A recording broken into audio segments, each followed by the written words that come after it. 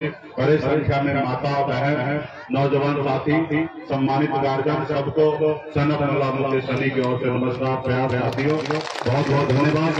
और आप सभी के कहते लोकप्रिय प्रत्याशी आपके चौधरी मनीष बिंद जी जो चुनाव मैदान उतरे हैं, सिर्फ चुनाव लड़ने के लिए नहीं उतरे हैं, आपके हक अधिकार के लिए लड़ाई लड़ने के लिए मैदान में उतरे हैं। और आप सभी को, हम सभी को इनको धन्यवाद देना है कि इनको 25 साल सिर्फ 4 महीना हुआ है, ये आज मुझे पता चला है। और 25 साल के बाद ही लोग चुनाव लड़ सकते हैं और ये 4 महीना एक्सेस होने के बाद ही ये चुनाव मैदान में है। आप कह सकते हैं कि ये स्टार्टिंग में आपके हक अधिकार के लिए लड़ाई लड़ रहे हैं, हमारे हाथों को मजबूत कर रहे हैं, वीआईपी पार्टी के झंडा को गांव-गांव तक पहुंचा रहे हैं जंगीपुर विधानसभा में। और मुझे पूरा भरोसा है कि जंगीपुर विधानसभा की जनता इनके ऊपर भरोसा करेंगे। साथियों, आज मैं अपने बारे में बताऊं कि मैं बिहार से हूं, दरभंगा जिला में मेरा घर और एक मछुआरा परिवार में मेरा जन्म हुआ।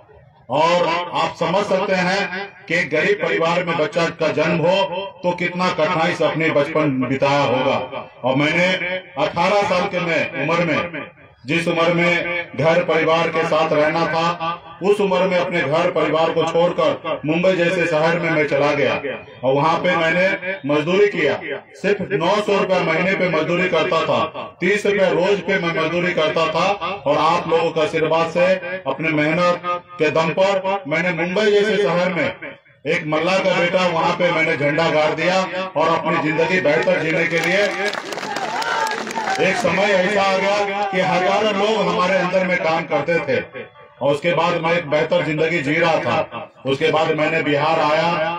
10 साल के बाद मैंने देखा कि मैं तो काफी आगे निकल गया हूँ, लेकिन हमारा समाज अभी भी बहुत पीछे है। लोग चांद पे घर बनाने के लिए सोच रहे हैं, लेकिन हमारे लोगों को इस धरती पर रहने के लिए घर नहीं है। इनके लिए हक अधिकार के लिए लड़ाई लड़ना चाहिए। और 2014 से ही लगातार मैं मुंबई के ऐशो आराम की जिंदगी को छोड़कर अपने समाज के लिए मैं लड़ाई लड़ने लगा। और 2014 से निरंतर मैं समाज के हक अधिकार के लिए लड़ाई लड़ने लगा। सिर्फ एजेंडा एक ही है कि देश में प्रधानमंत्री एक है, देश हमारा एक है, देश का संविधान एक है, लेकिन हमारे साथ भेदभाव हो रहा है। निषाद का बेटा को दिल्ली में आरक्षण मिल रहा है, लेकिन उत्तर प्रदेश में नहीं मिल रहा है। बंगाल में निषाद के बच्चे को आरक्षण मिल रहा है, लेकिन बिहार में आरक्षण नहीं मिल रहा है। तो मेरा मानना है कि जब देश एक है, देश के प्रधानमंत्री एक है, संविधान एक है, तो कहीं ना कहीं हमारे साथ भेदभाव हो रहा है। और हम इसके लिए लड़ाई लड़ेंगे तो निश्चित तौर पे हमारा हक अधिकार मिल जाएगा। और हमने लड़ाई चालू किया। और जब चुनाव का समय आता था तो हमें हर पॉलिटिकल पार्टी लोग एक निषाद के बेटा को पहचानने लगता था कि आप हमारे साथ आइए, हम आपको आरक्षण दिलाएंगे। और हमें लगता था कि ये पावर में है, सत्ता में है, ये हमारा काम करेंगे। और हर चुनाव में मैं उनको मदद कर देता था, लेकिन वो चुनाव जीत के जाते थे और उसके बाद भूल जाते थे कि कोई निषाद का बेटा का भी कोई एजेंडा है। तो हमें काफी अफसोस होता था। लगातार हमने 4 साल उसके पीछे पीछे घूमा। तब मुझे एहसास हो गया कि जो मैं इनके पीछे घूम रहा हूँ, ये काम तो हम भी कर सकते हैं। सिर्फ उस जगह पे पहुंचने की आवश्यकता है। और उस जगह पे पहुंचने के लिए पैसे की आवश्यकता नहीं है, धन दौलत की आवश्यकता नहीं है, सिर्फ वोट की आवश्यकता है। और वोट आपके पास, हमारे पास है। देश में बाबा साहब अम्बेडकर ने हमें एक ताकत दिया है कि जो चाहे देश के सबसे अमीर व्यक्ति, चाहे वो मुकेश अंबानी हो या रतन टाटा हो या देश का प्रधानमंत्री क्यों ना हो, उनके वोट का भी जितना ताकत है उतना ही ताकत है गरीब मछुआरा का बेटा का भी वोट का उतना ही ताकत है। अगर उनका वोट अगर एक गिनती होगा तो आपका भी वोट एक ही गिनती होगा। और आपके पास अपना 15% वोट है, उसके बावजूद भी हम लोग दूसरे को देके दूसरे को राजा बनाते आए, लेकिन हम अपने बेटा को नहीं पहचान पाए। और हमें लगा कि अपने हक अधिकार के लिए लड़ाई लड़ना चाहिए। और 2018 में हमने पार्टी बनाया और हमने सोचा कि अपना वोट अपने पास लाना है, अपनी ताकत दिखाने हैं। और हम लोगों ने पार्टी बनाने के बाद 2019 में चुनाव लड़े चुनाव हमारे परिणाम में नहीं आया, हम हार गए, लेकिन बिहार का वीआईपी पार्टी का एक एक कार्यकर्ता, एक एक समाज के लोग मजबूती से एक पैर पे खड़ा हो गया और मजबूती से बोला कि आगे की और लड़ाई लड़ना है। फिर 2019 में ही एक उपचुनाव आया, हमने फिर से लड़ाई लड़ा, वहाँ पे भी हम हार गए, लेकिन एक विधानसभा में 25,000 वोट हमें प्राप्त हुआ। और जब 25,000 वोट प्राप्त हुआ, जो हम कहते थे कि हमारे पास 15% वोट है, और वो साबित हो गया कि इनके पास 15% वोट है। और जब 2020 का सवारी आया तो सामने वाले को लगा कि ये हमारे साथ नहीं रहेंगे तो हमारा सरकार नहीं बनेगा, वो आपके सामने में झुका और आपको गठबंधन में साथ में लिया, 11 सीट और एक एमएलसी के साथ गठबंधन में लिया, क्योंकि उनको एहसास था, और खास करके भारतीय जनता पार्टी को लगा कि अगर हमारे साथ नहीं रहेंगे मुकेश सहनी तो हमारा सरकार नहीं बनेगा। और मजबूती से आपके साथ सत्ता में पावर में हिस्सेदारी दिया और मजबूती से आज हम बिहार में लड़ाई लड़े और 4 विधायक बना। और आज बिहार में आप सबको पता है कि 125 पे सरकार बना है, और बिहार में 122 जिसके पास होगा वही सरकार बनाएगा, और 4 125 में निकाल दीजिए तो 121 में हो जाता है। आज बिहार में जितना 74 विधायक वाले पार्टी के पास पावर है, उतना ही पावर 4 विधायक वाले पार्टी का भी उतना ही पावर है। और आज आपके सहयोग से, आशीर्वाद से बिहार में वीआईपी पार्टी के सहयोग से आज बिहार में सरकार है। आज बिहार में निषाद मल्ला का बेटा पहली बार आजादी के बाद पहली बार हिंदुस्तान में निषाद का बेटा ने बिहार में मुख्यमंत्री बनाने का काम किया, बिहार में मुख्यमंत्री बनाने का काम किया। आज बिहार में आज हमारी सरकार है। आज 74 वाला अगर हट जाए तो भी सरकार गिरेगा, और 4 वाला हट जाए तो भी सरकार गिरेगा। ये ताकत आपके पास है। और ये कैसे हुआ? जब आप अपने पैर पे अपने हक अधिकार के लिए खड़ा हो गए। 2 साल में हमने ये करके दिखाया, और उसी लिए आज बिहार में 2.25 लाख करोड़ का जब बजट बनता है तो वहाँ पे आपका बेटा बैठता है और अपने समाज के हक अधिकार के लिए और योजना बनाता है और समाज को खर्चा करता है कि ताकि समाज आगे बढ़े। आज बिहार में जितने भी तालाब है, सिर्फ मछुआरा, गरीब मछुआरा को तालाब का पट्टा बनता है। आज उत्तर प्रदेश में जिसके पास ज्यादा पैसा है उनके साथ वो बंदोबस्ती होता है, गरीब के साथ नहीं होता। आज बिहार में हम गंगा जी में मछली मारिए, फ्री में, सरकार को 1 रुपया टैक्स नहीं देना पड़ेगा, लेकिन उत्तर प्रदेश में सरकार को पहले पैसा भरना पड़ेगा, फिर जाके आप मछली मारिएगा। आज हम लोग बिहार में निषाद का मछुआरा का बेटा को 90% तक अनुदान दे रहे हैं। अगर एक 4 चक्का गाड़ी खरीदना है मछली इधर से उधर लेके जाने के लिए तो 10 लाख का गाड़ी है तो 1 लाख रुपया सिर्फ आपको भरना है, 9 लाख रुपया सरकार भरेगा और एक मछुआरा का बेटा को गाड़ी मिल जाएगा। ये सब क्यों हुआ?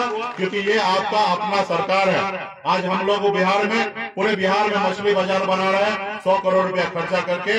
ये क्यों हो रहा है? क्योंकि आपकी अपनी सरकार है। आज हम पूरे बिहार में जितने भी डैम है सब में मछली पालन करने के लिए केज कल्चर लगा रहे हैं, 200 करोड़ रुपया खर्चा कर रहे हैं। कई हजार युवा को आज मछली पालन में उसको रोजगार मिलेगा और साल में 10 लाख 15 लाख रुपया महीना साल का कमा सकता है। आज वो व्यवस्था हम करके दे रहे हैं। ये इसलिए हो रहा है क्योंकि वो सरकार में आपका पार्टनरशिप है। लेकिन आज आपका उत्तर प्रदेश में क्या है?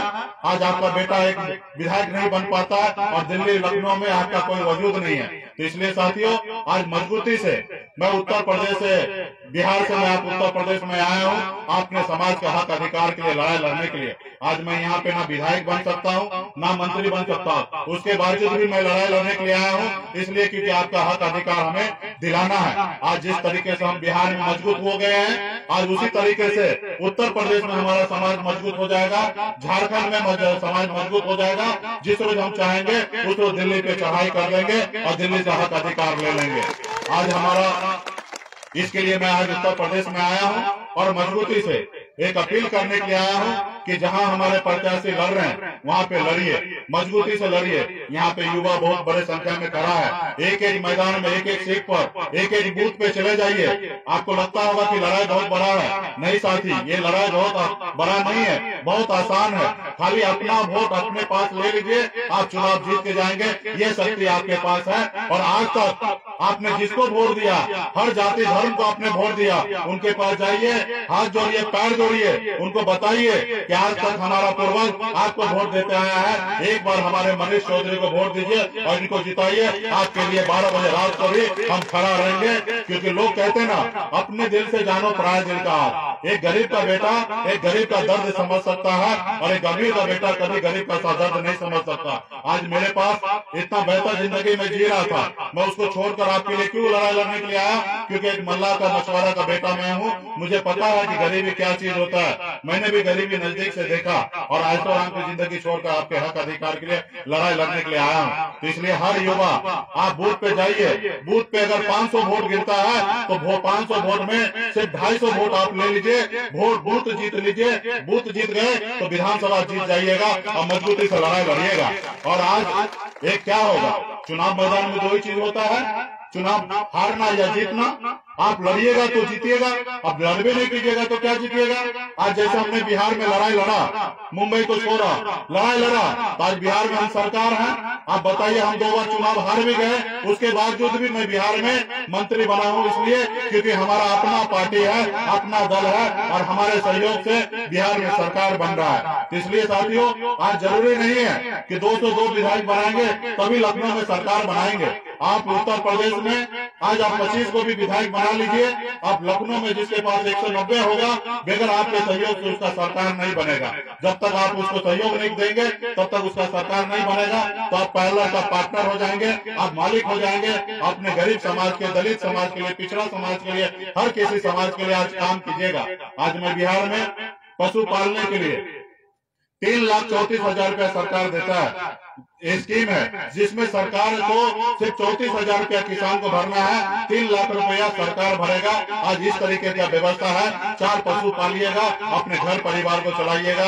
ये गरीब के लिए आज हम लोग कल्याण का काम कर रहे हैं। वहाँ पे SC हो, ST हो, या अति पिछड़ा समाज हो, निषाद मल्ला हो, उस सबको हम लोग इसमें कैटेगरी में रख के उनको लाभ दे रहे हैं। तो इसलिए साथियों, आप लोगों को मजबूती से लड़ाई लड़ना है। आज आप देखिए, आजादी के इतने साल बीत गया, आज हमारा हक अधिकार नहीं है। आज हमने 2 बार वोट लाके दिखाया, आज बिहार में हमारी सरकार है। आज यहाँ पे भी आप मजबूती से अपने प्रत्याशी को लड़ाइए और उसको जिताइए। और जहाँ हम लड़ नहीं रहे हैं, पूरे उत्तर प्रदेश में हम सिर्फ 102 के कैंडिडेट उतारे, और 102 में भी ये सरकार ने और यहाँ के चुनाव आयोग के द्वारा हमारे 50 प्रत्याशी को नामांकन रद्द कर दिया गया। आज हमारे 54 प्रत्याशी चुनाव मैदान में है। जहाँ हम चुनाव नहीं लड़ रहे हैं, वहाँ पे क्या करना है? वहाँ पे भाजपा को हराने के लिए जो वहाँ पे जीत सकता है उनको वोट कीजिए, चाहे वो सपा हो या बसपा हो या कांग्रेस हो। जो जीत सकता उसको जिताइए, लेकिन भाजपा को हराइए। भाजपा हारेगा तो 2 चीज होगा, जब भाजपा हारेगा तो लखनऊ खाली करेगा, जब लखनऊ खाली करेगा तो देश के प्रधानमंत्री को एहसास हो जाएगा कि निषाद समाज हमसे दूर हो चुका, हमसे कट चुका है। इनकी मांग जो है आरक्षण देना, ये अनिवार्य होगा। अगर आरक्षण नहीं देंगे तो शायद 2024 में भी हमारा कुर्सी खाली करा देगा। तो आप आज अगर हराएंगे तब 2024 में आपको भारतीय जनता पार्टी दिल्ली में जिसकी सरकार है वो आपको आरक्षण देगा। अगर नहीं हराएंगे तो 2024 में भी वो आरक्षण नहीं देगा। इसलिए उसको मालूम मिल जाएगा कि निषाद समाज हमको ऐसे अगर वोट दे सकता है तो इसको आरक्षण हम क्यों दे। आज देखिए, किसान भाई ने पश्चिम में आंदोलन किया, 1 साल तक डटे रहा, मजबूती से धरना किया, प्रदर्शन किया, और देश में 5 राज्य में चुनाव हो रहा था। देश के प्रधानमंत्री को लगा कि अगर ये किसान भाई को अगर बात नहीं मानेंगे, ये 5 राज्य में हमको हरा देगा। उसके बाद उन्होंने क्या किया, कृषि कानून बिल जो है वापस लिया और किसान भाई का बात माना, और उन्होंने कहीं ना कहीं किसान भाई से डरा। आज आपसे भी उत्तर प्रदेश की सरकार हो या देश का प्रधानमंत्री, वो डरना चाहिए और मेरा हक अधिकार दे। हम कोई नया आरक्षण नहीं मांग रहे, हमारा तो इस देश में संविधान में हमको आरक्षण मिल रहा है। बंगाल में मिल रहा है, दिल्ली में मिल रहा है, उत्तर प्रदेश में भी हमारे कुछ भाई को, मझवार को, हमारे बेलदार को आरक्षण मिल रहा है, लेकिन हमको नहीं मिल रहा है। तो हम अपनी लड़ाई लड़ेंगे ताकि देश के प्रधानमंत्री हमको आरक्षण दे, और 2024 से पहले आरक्षण नहीं देगा तो हम लोग लड़ाई लड़ेंगे। 2024 में भी दिल्ली खाली करा देंगे। ये लड़ाई हम आप लोगों के साथ लड़ना पड़ेगा। आज कहीं ना कहीं आपको कुछ नहीं समझ रहा, इसलिए आपको आज अधिकार नहीं दे रहा। तो इसलिए साथियों, आज आपने देखा होगा कि देश में माननीय प्रधानमंत्री नरेंद्र मोदी जी ने 10% आरक्षण लागू किया, सामान्य वर्ग को आरक्षण लागू किया। मैं किसी जाति विशेष को विरोध नहीं करता हूं कि क्यों आरक्षण उनको दिया। मेरा भी मानना है कि देश में चाहे राज्य का खजाना हो या केंद्र सरकार का खजाना हो, उसमें सबसे पहला अधिकार अगर किसी का होना चाहिए तो गरीब का होना चाहिए, चाहे वो जाति कोई क्यों ना हो, चाहे ब्राह्मण हो या ठाकुर हो या बनिया हो या निषाद का बेटा हो, लेकिन भेदभाव नहीं होना चाहिए। आज बताइए 10% उन्होंने आरक्षण किया हमारे सामान्य भाई के लिए, लेकिन आर्थिक आधार पे किया। जो 8 लाख कमाने वाला है उनको गरीब समझता है और उनको आरक्षण दिया। तो क्या मैं आपसे पूछना चाहता हूँ कि निषाद का बेटा 2 लाख 4 लाख कमाने वाला क्या गरीब नहीं है? अगर उनको अगर आर्थिक आधार पे अगर आरक्षण दे सकते हैं तो गरीब मछुआरा मल्ला का बेटा को, राजभर का बेटा को, बिंद के बेटा को, कहीं ना कहीं पिछड़ी जाति के बेटा को क्या आरक्षण आधार के आर्थिक आधार पर उसको आरक्षण नहीं मिलना चाहिए? लेकिन नहीं मिल रहा है। कहीं ना कहीं हमारे साथ भेदभाव हो रहा है। आज 12-14% की संख्या है जिसको 10% आरक्षण दिया जा रहा है। आज बिहार, उत्तर प्रदेश में या बिहार में निषाद समाज इतने बड़े संख्या में है या दलित समाज इतने संख्या में या ओबीसी इतने संख्या में, लेकिन उसको वो संख्या के आधार पे आरक्षण नहीं मिल रहा है। आज हमारी एक और लड़ाई है कि देश में जातिगत जनगणना हो और जिस जाति का जितना संख्या हो उसको उतना आरक्षण दे दिया जाए। आज इसकी भी हम लोग लड़ाई लड़ रहे हैं, बिहार से लेकर दिल्ली तक लड़ाई लड़ रहे हैं। हमारी लड़ाई है देश में हर एक नागरिक का सरकार या हमारे कानून और संविधान के नजर में रखकर हर एक नागरिक को उचित सम्मान देना है। लेकिन आज दिल्ली की जो सरकार है या लखनऊ की सरकार है वो भेदभाव कर रहा है, हर जाति धर्म को लेकर नहीं चलना चाहता है। आज आप सबको पता होगा कि जब हमने बिहार से आकर उत्तर प्रदेश में हमने पार्टी लॉन्च किया 2 जुलाई को, हमने सोचा उत्तर प्रदेश में हम आगे बढ़ रहे हैं राजनीति करने के लिए, तो हम वीरांगना फूलन देवी का प्रतिमा पे माला चढ़ाएंगे, उनका आशीर्वाद लेंगे और आगे बढ़ेंगे। लेकिन ये सरकार ने क्या किया? वीरांगना फूलन देवी का प्रतिमा पे माला तक चढ़ाने के लिए नहीं दिया, तो कहीं ना कहीं भेदभाव किया। आज वीरांगना फूलन देवी को हम निषाद क्या पूरे दुनिया उनको मानते हैं, लोहा मानते हैं कि निषाद जो निषादपुर में हमारी बेटी जन्म लिया, हम लोग गर्व करते हैं और दुनिया उनको मानते हैं कि एक महिला सिर्फ चूड़ी पहनना नहीं जानती है, अगर उनके साथ अत्याचार करोगे तो वो अपने बदला लेना जानती है अपने हक अधिकार के लिए। ये पूरा दुनिया उनको मानते हैं, लेकिन उसके बावजूद भी लोगों ने उनका हत्या कर दिया। उसके बावजूद भी हमने उनको सम्मान देने का कोशिश किया, तो ये उत्तर प्रदेश की सरकार, लखनऊ की सरकार ने भेदभाव किया और एक जगह भी उनको माला पहनाने नहीं दिया। तो कहीं ना कहीं आज फूलन देवी का अपमान नहीं किया, हम निषाद भाई का अपमान किया कि वो आज हमारे बीच में नहीं है फूलन देवी जी, कि उनका अपमान हुआ वो देख सके। लेकिन आप और हम जिंदा हैं, हमें पता है कि किस तरीके से हमारे बहन बेटी माता का अपमान किया गया, उसका भी बदला लेने का समय आ गया साथियों। इसलिए आज मैं पार्टी के एक एक नेता, पार्टी के एक एक सुचिंतक, पार्टी के साथी हर किसी से अपील करूंगा कि मजबूती से आप मनीष चौधरी जी के लिए वोट मांगिए और लड़िए। क्या होगा, हार या जीत, हम लड़ाई लड़ते रहेंगे, एक न एक दिन हम जरूर जीतेंगे। इसके लिए आपने ताकत आपको दिखाना पड़ेगा कि निषाद समाज बोलबंद है, निषाद समाज का हक अधिकार दो, नहीं तो निषाद समाज बिकाऊ नहीं है। आज लोग सोचते हैं कि निषाद समाज के लोगों को थोड़ा कुछ खिला देंगे, पिला देंगे, ये वोट हमारा जागीर हो जाएगा। नहीं साथियों, आपको आने वाले पीढ़ी के लिए, आपके आने वाले बच्चे का भविष्य अगर ठीक करना है तो अपना वोट ईमानदारी से अपने समूह के साथ लगिए और मजबूती से उनको दीजिए, ताकि उसका हाथ मजबूत होगा और आपका मान सम्मान बढ़ेगा। और देश दुनिया में जीता जाता उदाहरण है, चाहे बिहार हो या उत्तर प्रदेश हो, जब भी मुलायम सिंह की सरकार बना तभी यादव भाई का आगे बढ़ा, जब बहन मायावती का सरकार बने तब हमारे दलित भाई आगे बढ़े, चाहे बिहार में लालू प्रसाद जी का सरकार बना तो पिछड़ा समाज आगे बढ़ा। उसी तरीके से जब आपका पार्टी मजबूत होगा तो आपका भी समाज आगे बढ़ेगा, 85% आगे बढ़ेगा। आज ये सरकार जब चुनाव आता है तो क्या बोलते हैं, 20-80 का नारा देते हैं। जब चुनाव का समय आता है तो हम निषाद को हिंदू बना देते हैं, और जब चुनाव चला जाता है तो हमको दलित बना देते हैं और हमारे हाथ से एक गिलास पानी तक नहीं पीते। ऐसी ये सरकार है। नहीं साथियों, आपको लड़ाई लड़ना है, 85 और 15 की लड़ाई लड़ना है। 85% देश में गरीब है और 15% अमीर है और 15% लोग इस देश को कब्जा कर रहा है। आपको उस 15% से मुक्ति कराना के लिए आपको मैदान में उतरना पड़ेगा। हर जाति धर्म के लोग मिलकर हर एक गरीब के बेटा के लिए लड़ाई लड़िए, तब जाके आप आगे बढ़ पाइएगा। नहीं तो जाति धर्म में हम लोग उलझ जाएंगे तो फिर कहीं ना कहीं हमारे हमारा अपना नुकसान होगा। इसलिए हमें जाति धर्म से ऊपर उठकर अपने गरीब समाज के लिए, पिछड़ा समाज के लिए, दलित समाज के लिए, अति पिछड़ा समाज के लिए, हक अधिकार के लिए लड़ाई लड़ना है।